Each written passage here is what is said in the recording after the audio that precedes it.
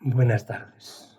Primero parece obligado explicar que no estoy en la basílica, sino que estoy intentando grabar el vídeo desde casa porque tuvimos un problema. El problema es que se nos olvidó conectar el sonido al iniciar la grabación del vídeo. Nos acordamos al cabo de un rato, por lo tanto tengo que volver a grabar los primeros 20 minutos y ya después continuaremos con lo que está grabado en la Basílica este último martes para la clase de hoy. Hoy vamos a hablar de Pamukkale. Espectacular. Si era impresionante lo de Éfeso, lo de hoy es simplemente espectacular. Pero primero lo sitúo dentro del gran viaje que vamos a hacer entre jueves 11 y viernes 12. Nos vamos a ir desde Éfeso hasta Capadocia. Son 800 kilómetros. 800 kilómetros que vamos a hacer en esos 2 días y que no vamos a hacer en avión por un motivo muy sencillo, y es porque queremos tener 2 escalas intermedias, que son Pamukkale, que será la escala del jueves 11, y Konya, que será la escala del viernes 12. Así además repartiremos el viaje. Luego hoy jueves 11 nos tocaría el viaje hasta Pamukkale. El viaje hasta Pamukkale son más o menos 200 kilómetros, con lo cual nos van a quedar 600 kilómetros para el viernes. Madrugaremos en Kusadasi, que es el lugar donde hemos dormido estos 2 primeros días, al lado de Éfeso, y ya viajaremos hasta Pamukkale. Yo calculo, pero no tengo ninguna base objetiva para pensar que pueden ser unas 3 horas, son 200 kilómetros, no lo sé, lo que sea. De todo ese trayecto solamente voy a hablar de un tema concreto, que es la Odisea. Lo tenéis justo cuando se ve que cambiamos de carretera. Esa carretera larga es la carretera que nos va a llevar a Capadocia, pero justo al llegar cerca de Pamukkale nos tenemos que desviar, son 7 kilómetros para llegar a nuestro objetivo. Pues ahí, justo cuando se cambia de carretera, debajo ves la Odisea. La Odisea lo señalo porque es una de las 7 iglesias que San Juan menciona en el Apocalipsis. Y en concreto se conoce como la iglesia tibia, porque esto dice de ella el Apocalipsis. Conozco tus obras, que no eres ni frío ni caliente. Ojalá fueras frío o caliente. Así pues, porque eres tibio y no eres ni caliente ni frío, voy a vomitarte de mi boca. Actualmente la ciudad de la Odisea está abandonada, está en desuso, igual que está la ciudad de Éfeso, también consecuencia de un terremoto. O sea que esa iglesia tibia ahora mismo ya no existe. Pasaremos muy cerca, la carretera pasa aproximadamente a 1 kilómetro de esa ciudad, de lo que queda, de los restos de esa ciudad, que como veis está al norte de Nizhny, una ciudad pues relativamente grande, de unos 600.000 habitantes, y ya se ha convertido casi que en un barrio de la periferia, un barrio del norte. No se suele visitar porque las ruinas que quedan son muy pobres, pero bueno, pongo alguna foto para que se vea. Esta es el Cardo. El Cardo es la calle principal de todas las ciudades. Esto es lo que queda del Cardo. Queda el suelo, quedan unas columnas a los lados y luego ya veis que no hay mucho más alrededor. Esto es lo que hay del Cardo. Esto es lo que queda del teatro. Ya se ve que efectivamente está todo en muy mal estado. No queda mucho más. Y en el siglo pasado aparecieron los restos de la iglesia de la Odisea. La iglesia de la Odisea no es de los tiempos de San Juan, ni mucho menos. En el primer siglo no se construían iglesias, ni tampoco en los 2 siglos sucesivos, porque era la época de las persecuciones romanas. Las iglesias no se comenzaron a construir hasta el siglo IV. Pues esa iglesia apareció en el siglo XX y están intentando reconstruir lo que puedan. La han cuidado mucho, como veis, han puesto ahí unos techos para poder trabajar tranquilos y esto es lo que queda. Bien, pero bueno, nuestro objetivo era Hierápolis, Pamukkale. ¿Qué es Pamukkale? ¿Qué es Hierápolis? Pues Hierápolis, que es lo original, de alguna manera Pamukkale es como la continuación de Hierápolis. Hierápolis era una ciudad de baños termales, una ciudad de descanso que tiene su origen en Grecia, que fueron los griegos quienes la hicieron, y luego más adelante, pues entre terremotos y demás, se abandonó y se hizo la ciudad de Pamukkale, que queda debajo de esta foto. No aparece ahí Pamukkale. Pamukkale es muy pequeño, pueden ser 30.000 habitantes y en el fondo entre hoteles, restaurantes y demás se va todo, porque lo que hay ahí es mucho turismo. En este gráfico, que es un gráfico turístico de la zona, se ven, por ejemplo, parapentes, como diciéndote qué cosas puedes hacer. Se ve lo que se llaman las cascadas de algodón, de las que hablaremos después, que es uno de los objetivos fundamentales de la visita a Pamukkale. Y bueno, y se ven después encima en Hierápolis las ruinas de lo que queda. Thermal Pool, que es una piscina de aguas termales, el teatro que está ahí, etcétera, etcétera. Ya explicaré después lo de las cascadas de algodón, pero bueno, lo adelanto un poquito. Todos sabemos lo que son las estalactitas y las estalagmitas. En las cuevas, si el agua que hay por la cueva tiene cal, tiene carbonato de calcio, simplemente goteando del techo, poco a poco ese calcio se va depositando y se van formando las estalactitas y saliendo del suelo las estalagmitas. Si en vez de ser una cueva resulta que es agua que sale y que va bajando por una ladera, pues por esa ladera se va depositando poco a poco la cal y se van formando esas terrazas, esas piscinas, que son las que forman ese paisaje tan especial. Se ve ahí a la derecha abajo una fila de personas caminando, subiendo, porque resulta que desde el pueblo de Pamukkale, que está abajo, se puede ir caminando y te dejan ir caminando por toda la zona de todas esas cascadas, de todo ese tema. Te piden que te descalces para no manchar, porque está todo muy blanco, y dicen que no resbala, es decir, que puedes realmente subir por ahí tranquilamente. Esto es lo que tenemos. Entonces, en Pamukkale tenemos dos centros de interés. Uno, las cascadas de algodón. Pamukkale significa castillo de algodón. Y después Hierápolis, la antigua ciudad que tiene de todo. Tiene, aparte del teatro, allí encontraremos el lugar de martirio del apóstol San Felipe, encontraremos una gran necrópolis, había también otros baños, había muchas cosas. Y un templo dedicado al dios de los demonios, Plutón. El templo se llama Plutonio. Los dos lugares entonces son contiguos.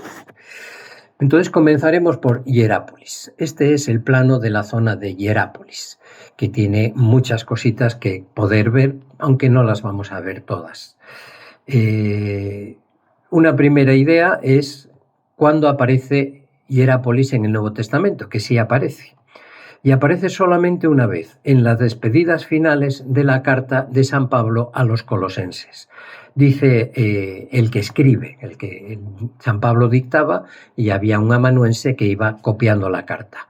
Os saluda Epafras, compatriota vuestro, siervo de Cristo Jesús, y que siempre se afana por vosotros en sus oraciones, para que os mantengáis perfectos y cumpláis todo lo que Dios quiere. Yo soy testigo de lo mucho que trabaja por vosotros y por los de Laodicea y por los de Hierápolis. De aquí se deduce que tanto en Laodicea, que hemos mencionado antes, como en Hierápolis, estuvo San Pablo. No solo San Juan y por supuesto San Felipe, que murió aquí, sino que los tres apóstoles predicaron en este lugar. San Felipe murió mártir en esta localidad en la persecución de Diocleciano. Eso aparece con el número 1 del plano. Ese es San Felipe. A la derecha, casi arriba, aparece con una forma muy peculiar porque en realidad es un octógono, el lugar que recuerda el martirio de San Felipe. Con 87 años que tenía el bueno de San Felipe, lo ataron a una cruz, no lo crucificaron, sino que lo ataron a una cruz y lo apedrearon. Murió lapidado. Lo enterraron por allí, en esa zona. Se ha descubierto la tumba no hace mucho, en el siglo XX. Yo he visto las fotos de la tumba, pero no me la sitúan en el mapa, no aparece exactamente en el mapa. Pero yo calculo que está abajo, en torno a donde pone el 21, la iglesia bizantina, porque de hecho es la referencia que se tiene, es que fue cerca de la iglesia bizantina donde fue enterrado. No obstante, no está ahí el cuerpo de San Felipe porque siglos después se lo llevaron a Roma y está enterrado ahora en Roma en la Basílica de los Santos Apóstoles. Ese número 21, que es la iglesia bizantina, no se suele visitar porque está muy cerca del 19, que está justo encima, que es el Plutonium, el templo de Plutón, del que hablaré porque ese templo es muy especial. Era la entrada al inframundo. El inframundo es el lugar donde viven los demonios y el dios de los demonios se llama Plutón. ¿Por qué era la entrada al inframundo? Porque ahí hay una grieta, una cueva, de la que están emanando continuamente gases. Y esos gases son los que son venenosos, son los que consideran un poco la entrada a esa zona inferior. En realidad lo que sucede es que Pamukkale está sobre una falla volcánica, que es la que hace que salgan las aguas termales y la que también hace que salgan esos vapores que vienen del magma, de lo inferior. Por estar también en una falla, entonces es por lo que son relativamente frecuentes los terremotos. Bien, entonces seguimos con el tema de Hierápolis. La ciudad fue establecida por Eumenes II, rey de Pérgamo, bajo el dominio de los griegos, alrededor del año 180 a.C. Ya fue destruida muy pronto por un terremoto. En la época de Tiberio, en el año 17, fue destruida y fue después reconstruida por los romanos. Y después tuvo significativas modificaciones en los siglos posteriores que le hicieron perder todo su carácter griego, helenístico, para convertirse en una urbe típicamente romana.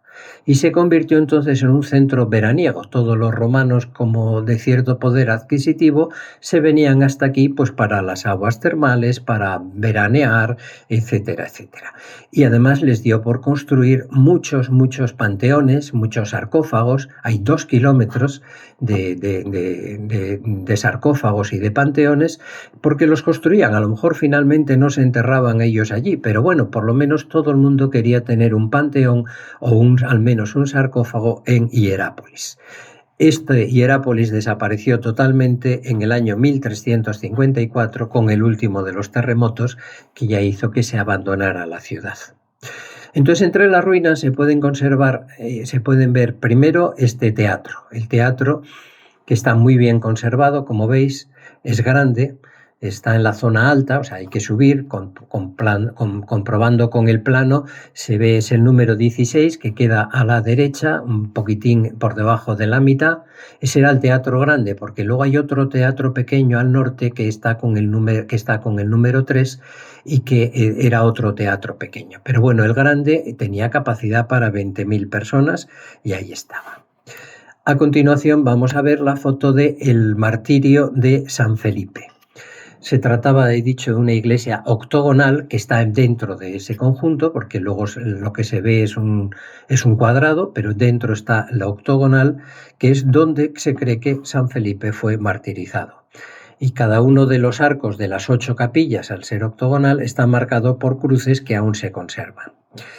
Y como mencioné antes, la tumba del apóstol se encontró hace muy poquitos años, ahí la tenemos, al lado de la iglesia bizantina, lógicamente vacía, como ya he mencionado.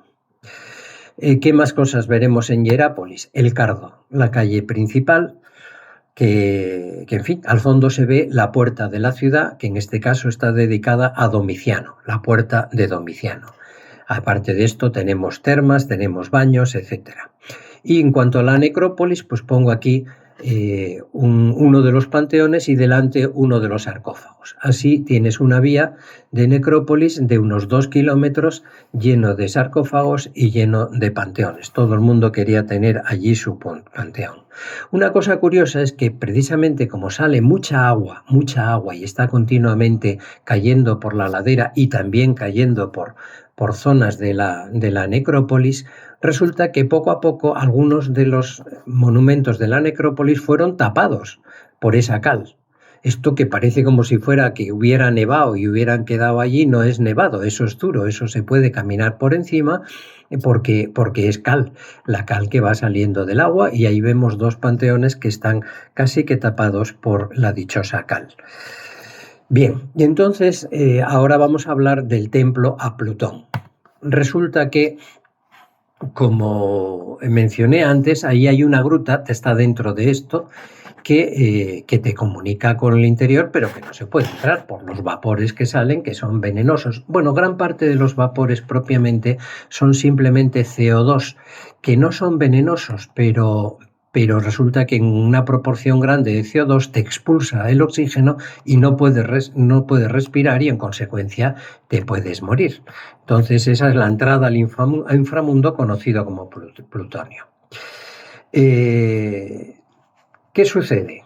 Que allí había sacerdotes de plutonio. Bueno, yo no sé cómo han podido construir este templo, porque al construirlo encima de la cueva, esa zona era una zona peligrosa por los gases que se emitían, pero bueno, la construyeron. Y había sacerdotes de plutonio que llevaban a las víctimas que se querían ofrecer a este dios Plutón. Entonces, una cosa curiosa es que los sacerdotes llevaban las víctimas y las víctimas morían según se iban acercando a la entrada de la gruta, a la entrada de una bajada que había a la gruta, y en cambio los sacerdotes no morían. Entonces, bueno, no deja de ser curioso el tema. Bien, y como a partir de aquí ya vuelve el sonido, o mejor, aparece el sonido en la grabación de la basílica, pues ya continúo con la grabación de la basílica. Bueno, entonces, ¿por qué los sacerdotes no se morían y en cambio sí se morían el resto de los animales? Porque los animales son más bajitos. Y la mayor parte de lo que sale de por esos gases, sobre todo CO2, que propiamente no es venenoso, pero si está muy concentrado, te quita el oxígeno y no puedes respirar. Entonces los animales iban entrando y se iban quedando sin aire. El sacerdote, que era más alto, entre eso y aguantar un poquito la respiración, el tipo entraba y salía y parecía que tenía poderes sobrenaturales para no morirse. Pero era simplemente esto. Entonces, por lo que, como decía antes, a esta zona no te dejan acercarte mucho por culpa de esos gases. Bien, doy algún dato de la falla. Hierápolis está construido sobre la falla de Pamukkale, una falla tectónica activa de 35 kilómetros de largo, donde las grietas en la corteza terrestre permiten que el agua rica en minerales y los gases mortales escapen a la superficie. Una de esas grietas pasa directamente por debajo del centro de la ciudad y entra en plutonio. Esto explica también sus frecuentes terremotos. El templo solo se puede contemplar a cierta distancia para evitar problemas. Bien, entonces ahí terminamos la mañana y almorzamos. No sé si allí mismo o bajamos a Pamukkale, que está abajo, para poder almorzar. Y por la tarde ya vamos a las cascadas de algodón. Aquí las veis. Entonces esta foto no es dibujito y se ve que es impresionante. Todo eso parece sal, parece nieve, pero no es ni nieve ni sal, es roca. Es travertino, que es la roca que queda con este tipo de procesos, que es como si fuera mármol, pero poroso. Entonces, bueno, por ahí puedes estar y ahí se ve al fondo mucha gente que está paseando y demás. Esas piscinitas que hay ahí, pues no cubren mucho. No sé si te dejan meterte o no. En cualquier caso, siempre tienes que entrar descalzo para que siga estando el blanco como está ahora, ¿no? Bien.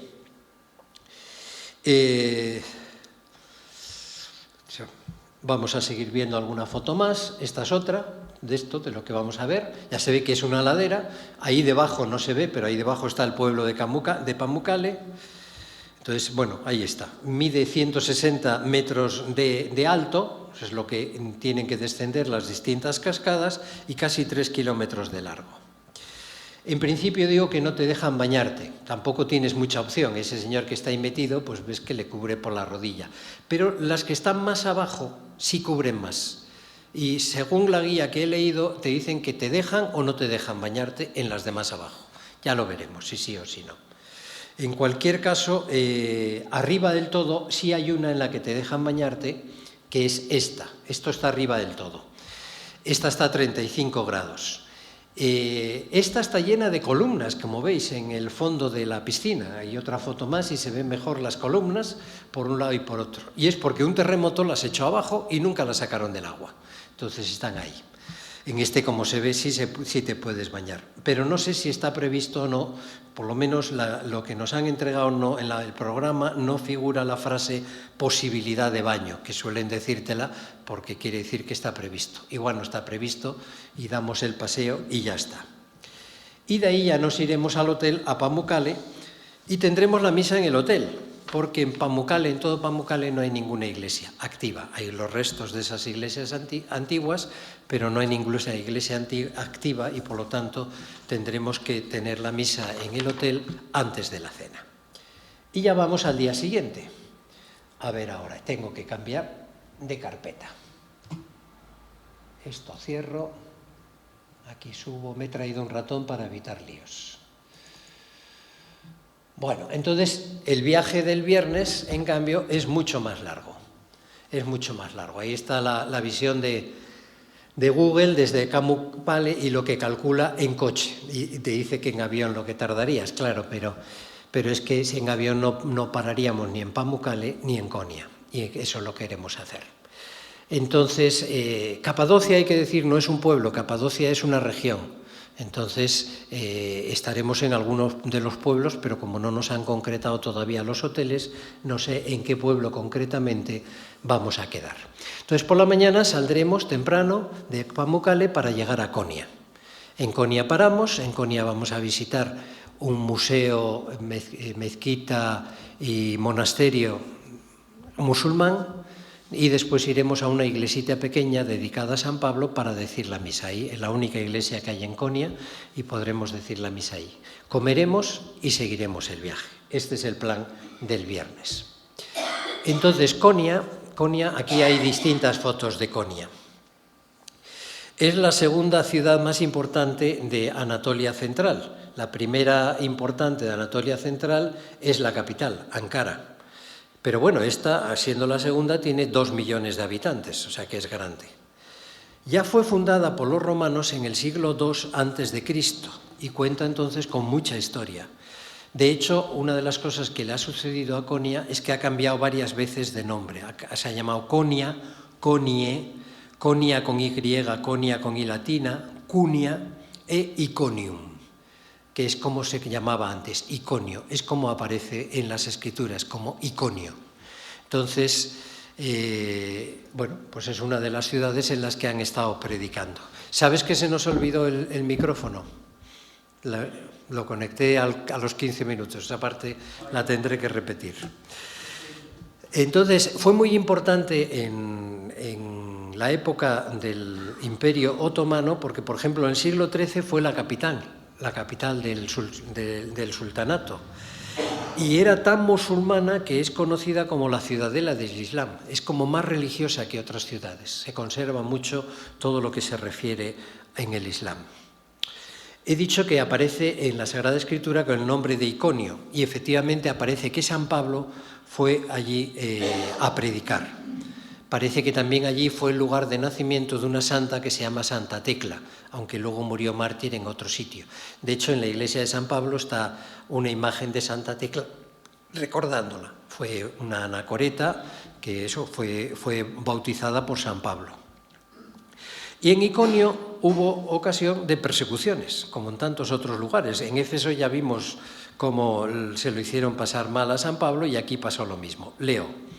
En Iconio entraron como de costumbre, está hablando de San Pablo con los suyos, en Iconio entraron como de costumbre en la sinagoga de los judíos y hablaron de tal manera que creyó una gran muchedumbre de judíos y griegos. Hubo muchas conversiones. Pero los judíos incrédulos excitaron y malearon los ánimos de los gentiles contra los hermanos. Permanecieron bastante tiempo actuando con valentía en el Señor, que les concedía obrar por sus manos milagros y prodigios, acreditando así la predicación de su gracia. La muchedumbre de la ciudad se dividió, unos a favor de los judíos, otros a favor de los apóstoles. Como se produjo un violento movimiento de gentiles y de judíos junto con sus jefes para injuriarles y apedrearles, al enterarse de ello, huyeron a Listra y Derbe, ciudades de Licaonia, y a la región circundante, y allí anunciaban el Evangelio. O sea que tuvieron que salir corriendo de Iconio. Pero tan mal tomados eran estos judíos no conversos de Iconio que se enteraron de dónde habían ido y estando, por ejemplo, San Pablo en Listra, dice, vinieron entonces de Antioquía y de Iconio unos judíos que sedujeron a la muchedumbre, de modo que apedrearon a Pablo y le arrastraron fuera de la ciudad creyéndole muerto. Pero rodeado de los discípulos se levantó y entró en la ciudad. Y al día siguiente marchó con Bernabé a Derbe. Pero San Pablo es un valiente y unos meses después vuelve a Iconio, es así. Vuelve a Iconio y vuelve a predicar en Iconio. Claro, más tarde, escribiendo la segunda carta a Timoteo, escribe, ¿qué persecuciones soporté y de todas me libró el Señor? O sea, ya vemos que en Iconio hay un fuerte recuerdo de San Pablo. Entonces, en Iconia, pues hay muchas cosas, son 2 millones de habitantes, hay muchas cosas que se podrían ver, pero solamente vamos a ir a 2 lugares que están ahí señalados. Y la iglesia de San Pablo. Que es el museo de Meblana. Meblana es un personaje del siglo XII, que es el que fundó el monasterio y es el monumento más emblemático de Iconia. Y nos va a dar tiempo para visitarlo. Y la iglesia de San Pablo para celebrar misa. El museo, mezquita, mausoleo de Meblana es este de aquí. Tiene muchas cosas dentro. Meblana es un célebre filósofo musulmán, cuyos textos son adorados por el pueblo musulmán, está enterrado dentro y va mucha gente en plan peregrinación a ver la tumba y a rezar en la tumba. El monasterio, monasterio, mausoleo y mezquita, porque tiene una mezquita en el interior, fue construido en el siglo XVI. Entonces el museo guarda varias tumbas, entre ellas las de Meblana, guarda también instrumentos musicales sacros, guarda algunas alfombras de gran valor y aquí en la parte exterior se aprecia un lavapiés, porque ellos se purifican los pies antes de entrar. Entonces hay en general en todas las mezquitas, en la parte de fuera, y siempre hay un lavapiés para poder purificarse, para las purificaciones rituales. Dentro había un convento y él formó unos monjes que los llamó derviches. Esos monjes, rezaban, musulmanes, pero luego tenían una cosa muy especial, y es que, igual que los cristianos a través de la meditación pueden llegar, si Dios se lo concede, al éxtasis, estos llegan al éxtasis o dicen llegar al éxtasis bailando. Entonces los derviches, por eso se les llama derviches danzantes, y como se pasan el día además dando vueltas, pues derviches giróvagos también se les llama. Entonces Meblana fue el fundador, también se le conoce con el nombre de Rumi, son los 2 nombres que se manejan de él, Rumi y Meblana, y la filosofía de esta religión, que está apoyada es el Islam, pero un poco modificado, pues se apoya mucho en la música y el baile. Antes solo bailaban en diciembre, según he podido leer. No sé por qué, es cuando el sol está más bajo. Pero ahora bailan todos los días, porque lo hacen para los turistas. Yo no creo que haya monjes ahora mismo, sino que son gente que por el día trabaja donde sea y por la noche van a restaurantes o a sitios donde está previsto y hacen el baile. El baile en cuestión es muy curioso, porque primero van con una capa negra, hacen una serie de oraciones y luego ya se van quitando uno a uno la capa negra y salen como a la pista y empiezan entonces a bailar. Viene a ser como el movimiento de los planetas alrededor del Sol y al mismo tiempo ellos girando, cada uno de ellos. Eso lo van haciendo, menos los músicos, claro, y uno que se queda con la capa negra y que va pronunciando versos del Corán. Lo va diciendo y ese no baila. Los demás sí, todo tiene su significado. Cuando se quita la capa negra, debajo llevan ropa blanca que por lo visto significa luto. Y luego ya empiezan con las manos así, las extienden hacia el cielo, hacia Alá, luego las bajan diciendo que están intercediendo por la tierra. Cada uno de los movimientos tiene su significado. Os voy a poner 2 minutos del baile de para salir de dudas de cómo es o cómo no es, y luego ya comentamos un poquito más y ya está. Vamos a ver.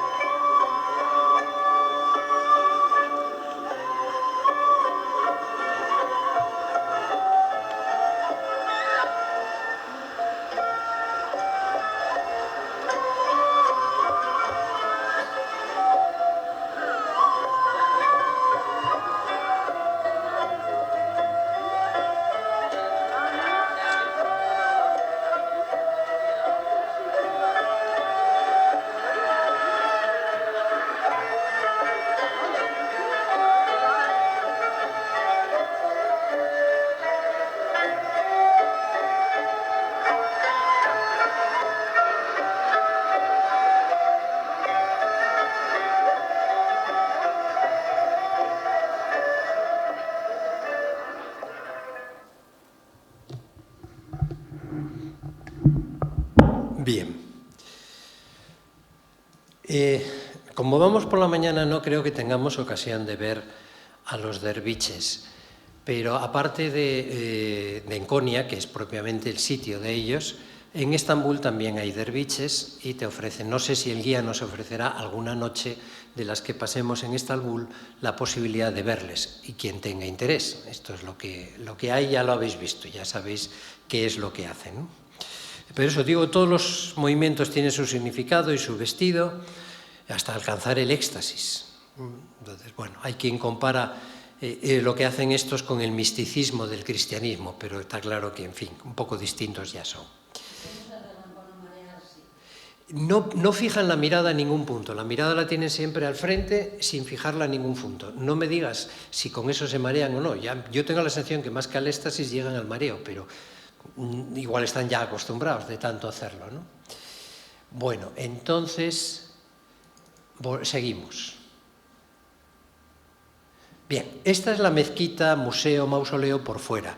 Lo más llamativo es esa cúpula que aparece a la izquierda, que es una obra de arte porque está toda llena de azulejos color turquesa. Entonces, eso es lo más llamativo. Debajo, justo debajo de esa cúpula de la izquierda, es donde está la tumba de Mevlana. Entonces, ahí está el sarcófago. Y a su alrededor hay otras tumbas. Espérate a ver cómo era esto para llegar a pantalla completa. Ya, lo voy controlando. Ahí está la tumba, donde ves mucha gente, algunos se ve que es turista, pero otros ya se ve que no, que están rezando. Está muy adornado con pan de oro, con muchas figuras geométricas y también con frases del Corán. Ahí está la tumba. Y ya está, y de ahí ya nos vamos. Dentro del mausoleo también hay un museo, el Museo de Arte Islámico. Dentro hay una mezquita, espérate, antes de marchar, aquí dentro hay una mezquita. No creo que entremos ese día a la mezquita, vamos a entrar a varias mezquitas en Estambul, pero esta no. Primero porque tampoco tiene especial interés, pero segundo porque es viernes, el día que vamos a estar en Konya, que es el día de oración de los musulmanes. Entonces, mejor no meterse por ahí y dejarles rezar tranquilos. Pero ya que sale el tema de la mezquita, pues aprovecho para decir cómo se entra a una mezquita. Hay que descalzarse, eso primero. Entonces, cuando te descalzas, ¿qué puedes hacer? Pues a lo mejor si llevas una bolsita de plástico, metes los zapatos en la bolsita de plástico y lo metes en la mochilita que llevas o lo que sea. En algunas mezquitas tienen consigna, también lo puedes dejar, incluso la mochilita también en la consigna y recogerla a la salida. Pero en cualquier caso, bueno, que sí, llevarlos en la mano me parece que no ha lugar, ¿no? O sea, que tienes que entrar descalzo. Tienes que llegar las mujeres con la cabeza tapada, con un pañuelo o con lo que sea, siempre lo piden. Y también los hombros tapados, o sea que mejor a lo mejor llevar una chaquetilla de manga larga, te la pones y ya está. Y pantalón corto tampoco, pantalón largo, para hombres y para mujeres, pantalón largo, hay que entrar. Así es como entras en las mezquitas, ¿no? Hay que tenerlo presente por eso. Fuera de las mezquitas siempre hay gente vendiéndote pañuelos, vendiéndote lo que sea, por si te vas sin ello y tener la posibilidad de comprarlo, ¿no? Pero bueno, si lo llevas tú mejor, porque esos son de los que cobran caro, esos no aprovechan la ocasión para eso. Bien. Entonces, la iglesia de San Pablo, nada, que ves, es una iglesita de nada y es del siglo XX, además. Fue construida por los padres asuncionistas en el año 1910 en honor de San Pablo, porque allí había una colonia de franceses que fueron allí a trabajar en no sé qué. Entonces, para que ellos pudieran tener misa, les construyeron esta iglesia y ya quedó para la ciudad de Konya regalada para eso. Es la única que queda de las muchas que había en la antigüedad, porque Konya fue muy cristiana cuando era Iconio. Ahí está la fachada de la iglesia, que ya veis que es muy pequeñita. Esto es para que sepáis cómo se dice Catholic Kilisesi. Catholic Kilisesi es iglesia, y Catholic es católica, iglesia católica, de San Pablo, Acid Paulos, Catholic Kilisesi. El interior te decía que es muy sencillo, o sea, no tiene nada artístico ni nada especial. Y en esta misma iglesia se recuerdan a Santa Tecla, que dije porque ella había nacido en Konya, y a San Timoteo. San Timoteo fue obispo después y San Pablo le dedica 2 cartas, la primera a Timoteo, la segunda a Timoteo. Pues aquí se recuerda porque Timoteo también era de Konya, aunque luego fue obispo de otro sitio. Las otras iglesias fueron destruidas o transformadas en mezquitas a la vez. Bien, ¿esto qué es? Nada, ya está. En esta iglesia, bien. Timoteo, bueno, ¿qué iba a decir? Para que nos demos cuenta de lo mal que está el cristianismo, el catolicismo en Turquía, aunque hay iglesia, no hay sacerdote. Solamente hay 2 monjitas que lo cuidan. Entonces los domingos las 2 monjitas reúnen a los pocos cristianos que hay y hacen una liturgia de la palabra. No sé, cada X tiempo supongo yo que viajará un sacerdote para atenderles, pero habitualmente no lo hay. Y entre semana el único uso que tiene la iglesia es precisamente la misa para los peregrinos, nada más.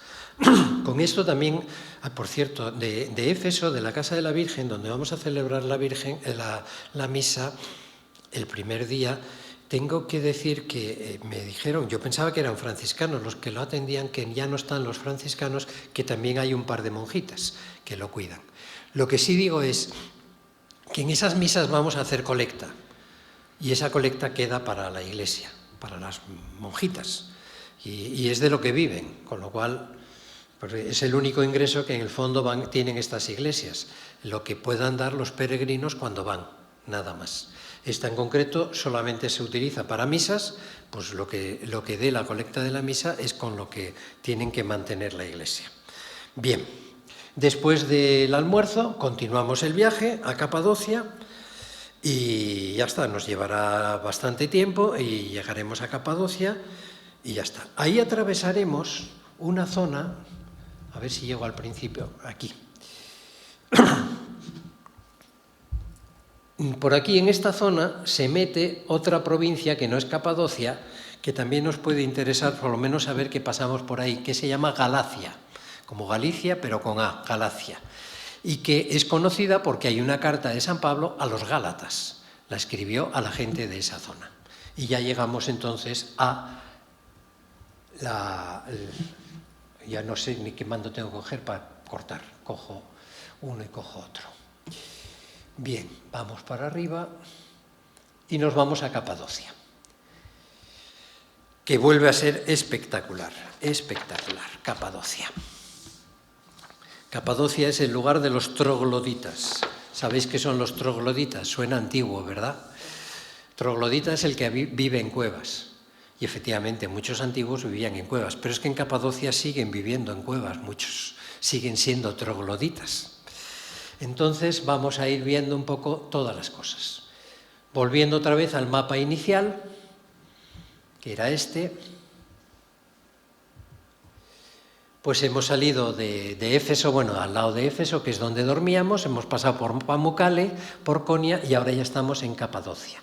La capital de Capadocia es Kayseri, que antes se llamaba Cesarea de Capadocia.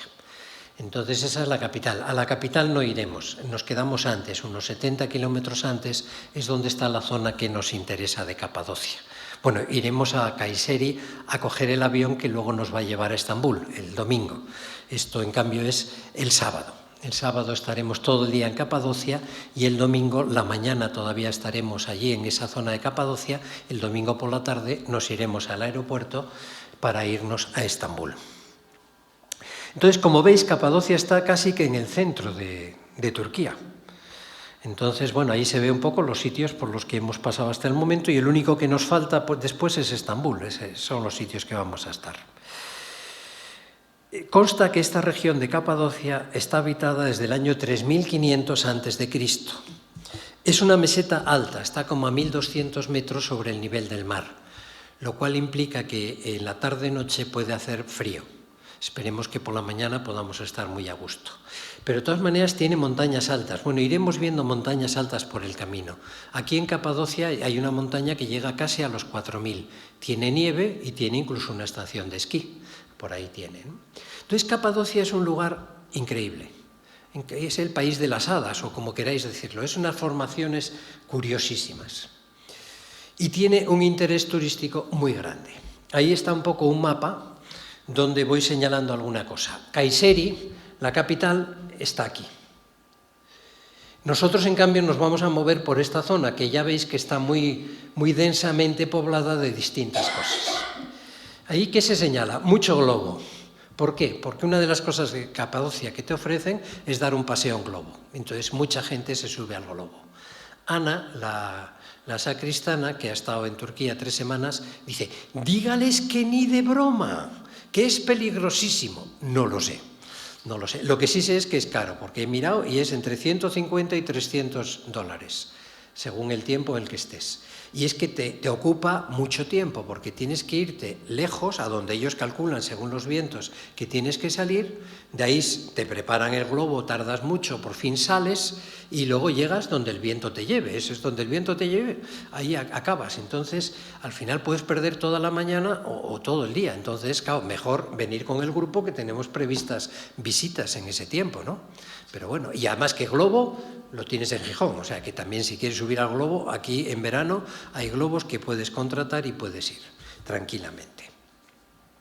Entonces, por ejemplo, digo que hay muchas cosas que ver. Todos estos puntitos rojos que parecen torpedos y los amarillos son ciudades subterráneas, ciudades que han construido bajo tierra. Visitaremos una. En general eran por seguridad, es decir, ellos vivían habitualmente arriba, pero si venían enemigos, estando como están en mitad de Turquía, iban pasando de un lado para otro continuamente gente, se escondían bajo tierra. Entonces, y algunas veces están interconectados entre sí. Entonces veis que hay muchísimos. Algunos se pueden visitar, otros no. Los amarillos son los que se pueden visitar. Los rojos están localizados, pero no se pueden visitar. Entonces, bien, ahí veremos. Pero vamos a ver qué tipo de paisajes te encuentras. Ahí tienes. Esas formaciones rocosas, por eso lo llaman país de hadas. Ahí ponen todos los globos, yo creo que tantos no habrá, pero bueno, te los pone, ¿no? Entonces, son formaciones de lo más curiosas y que además, estos son cenizas volcánicas. Y entonces esas cenizas volcánicas que están apelmazadas son muy fáciles de excavar y puedes hacer grutas dentro. Y duran muchísimos años. Por eso digo que vivían allí muchas veces. Aquí aparece, de hecho, una de ellas, esta, tiene un agujero para pasar de un lado al otro, o a lo mejor es que dentro hay una habitación, no lo sé. Entonces, bueno, pues eso hay que verlo. ¿Por qué sale eso verde ahí en medio que no aparece aquí? Pero fijaros, por ejemplo, en estos montículos, que son montículos naturales y que están totalmente agujereados, convirtiendo en casas aquello. Entonces, bueno, pues ahí tienes de todo.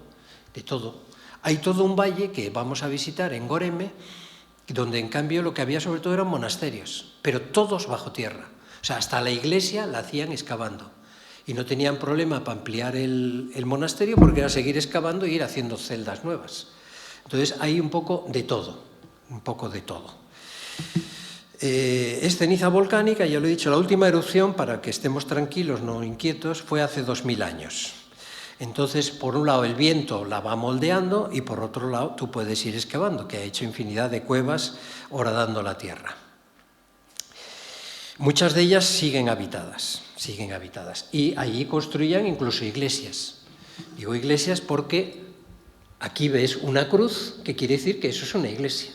Entonces puedes ir paseando y viendo las cosas que hay por los distintos sitios.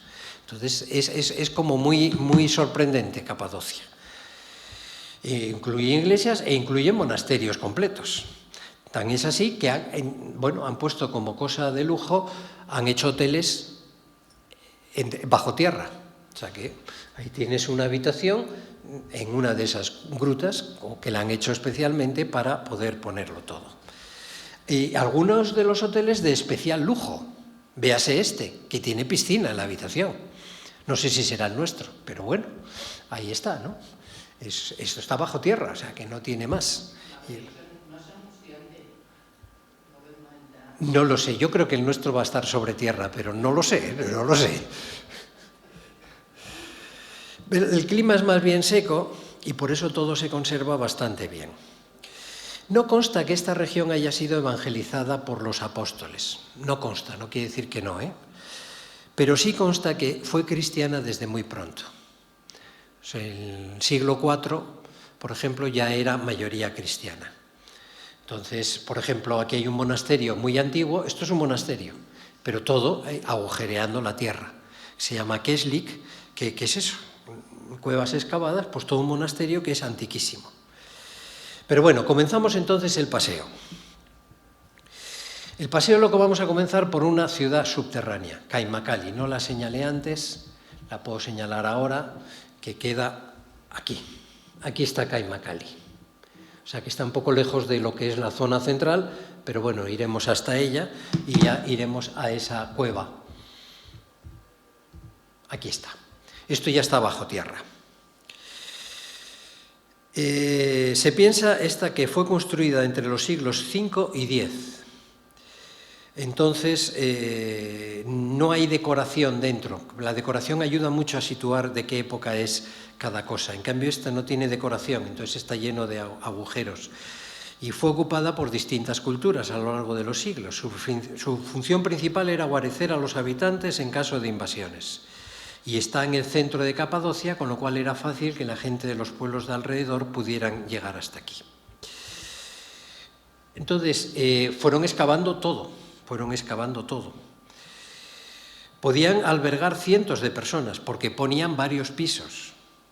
Y entonces guardaban dentro, tenían una zona de despensa, guardaban alimentos, otra zona con animales, que también los guardaban, y pienso para los animales, hacían iglesias también dentro, o sea, todo. Podían aguantar 6 meses bajo tierra sin problemas. Esta ciudad tiene 9 niveles subterráneos descubiertos hasta ahora, porque se piensa que hay más. Abiertos al turismo solo están los 4 de arriba. Los inferiores, de momento, pues claro, para abrirlos hay que asegurar que si se ha caído tierra, pues hay que limpiarla y demás, pero de todas maneras, vamos, tampoco creo yo que bajemos a los 4. De momento, entonces, el resto de los niveles solo pueden ir investigadores. Tiene una sola entrada, eso sí, por seguridad solo tiene una entrada, pero luego tiene distintos agujeros para ventilación, como es natural. Ocupa 2,5 kilómetros cuadrados, sumando todas las superficies.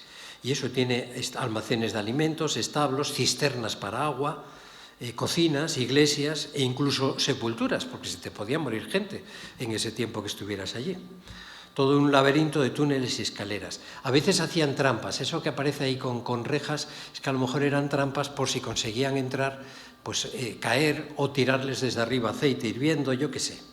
Pero en fin, eso está. La puerta la cerraban, ahí se ve una puerta. Bueno, este es un esquema de cómo sería la ciudad, uno de los niveles, un auténtico laberinto por dentro, como se ve, ¿no? Pero luego resulta que había más pisos.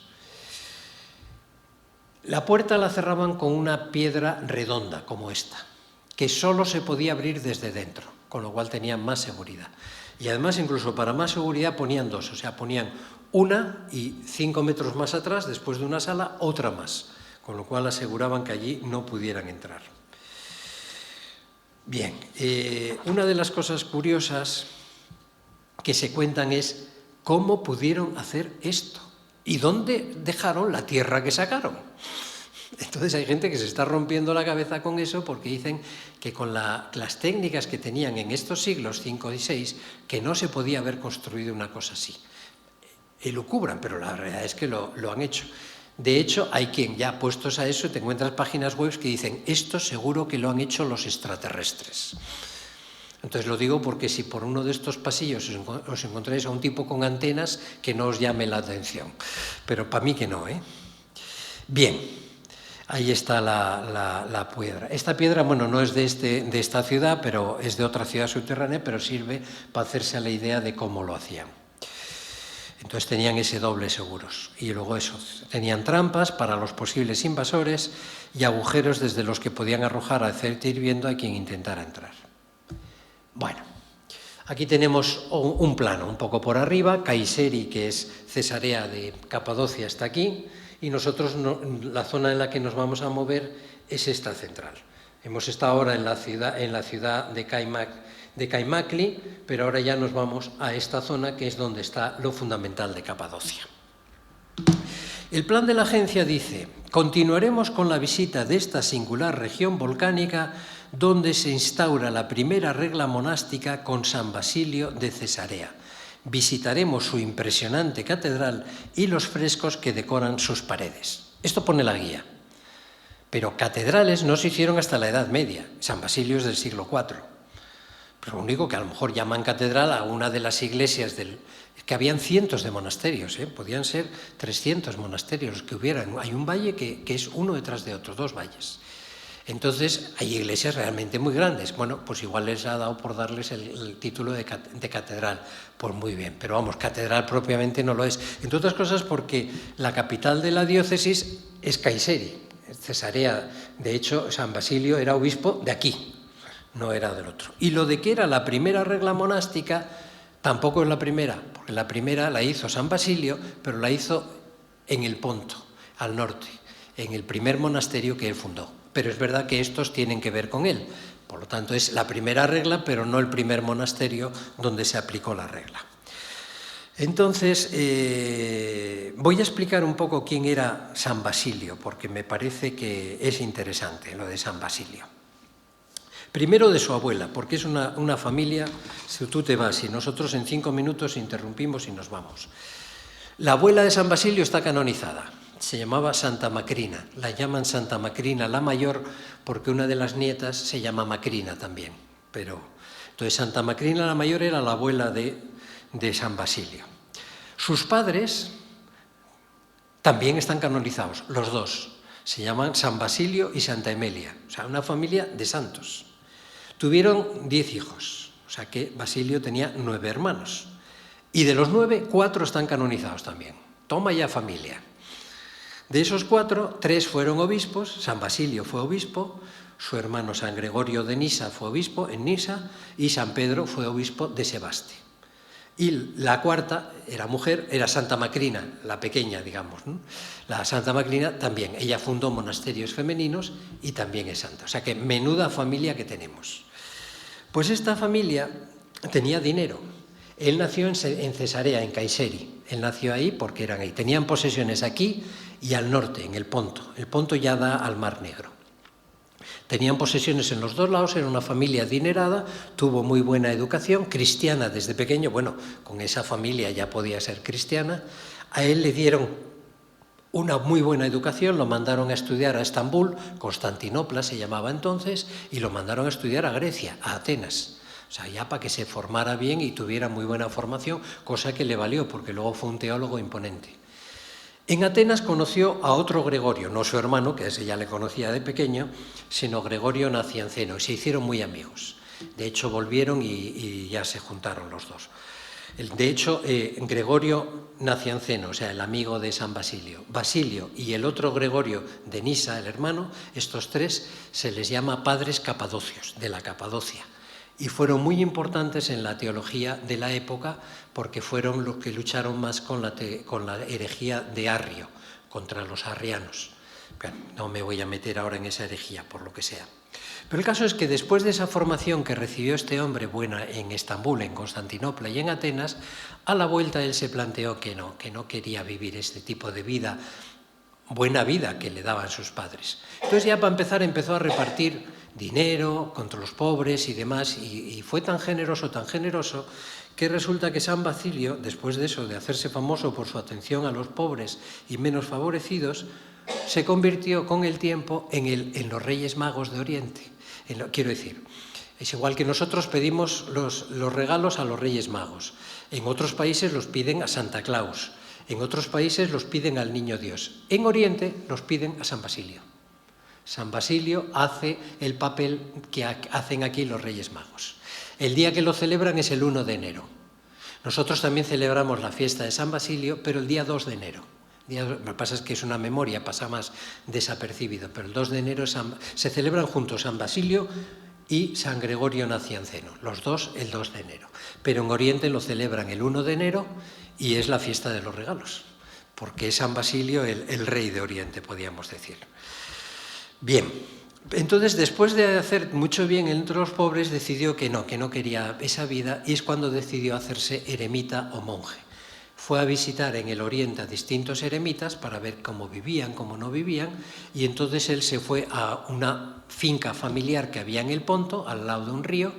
A un lado del río estaba la casa familiar y al otro lado unas posesiones. Él se puso en las posesiones y fue buscando amigos que se le juntaran, y ya formó un monasterio, entre ellos su amigo Gregorio, que luego fue Gregorio Nacianceno.